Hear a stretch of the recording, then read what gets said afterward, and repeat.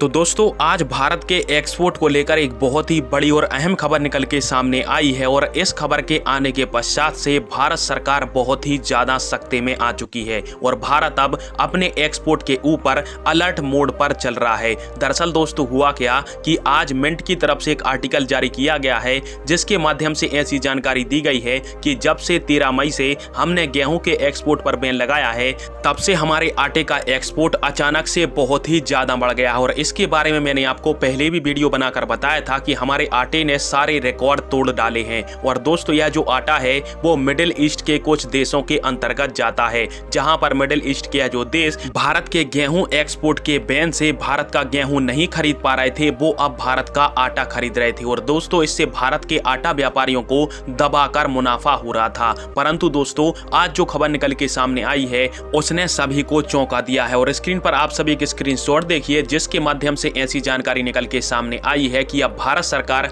आटे के एक्सपोर्ट को लेकर हाई अलर्ट पर आ चुकी है, क्योंकि 3 महीनों के अंदर 2,60,000 टन आटे का एक्सपोर्ट मिडिल ईस्ट के कुछ देशों को किया गया है, जबकि पिछले साल के पूरे वित्त वर्ष के अंदर ही हमने मात्र 5 लाख टन आटे का एक्सपोर्ट किया था। और यहां पर लगभग 2.5 महीने के अंदर 2,60,000 टन आटा एक्सपोर्ट हो चुका है। और इस प्रकार से भारत के जो आटा व्यापारी हैं भारत का आटा कंटेनर पर लाद लाद कर मिडिल ईस्ट के देशों को बेच रहे हैं। और साथ में इनके जो कागज हैं उनमें भी फर्जीवाड़े की संभावना हो रही है, क्योंकि मिडिल ईस्ट के कई सारे देश भारत के आटे को चुपचाप और गुपचुप तरीके से खरीद रहे हैं ताकि उनका जो नाम है वो भारत के इंपोर्टर की लिस्ट के अंदर ना आ पाए और साथ में इनका जो इंपोर्ट है वो भारत सरकार की नजरों से भी बच जाए। इससे भारत के जो आटा व्यापारी हैं ये उनसे ही जाकर डील करते हैं। परंतु अब सरकार की नजर इन देशों के ऊपर पड़ चुकी है और यदि ये देश इसी प्रकार से भारत का आटा लगातार खरीदते रहे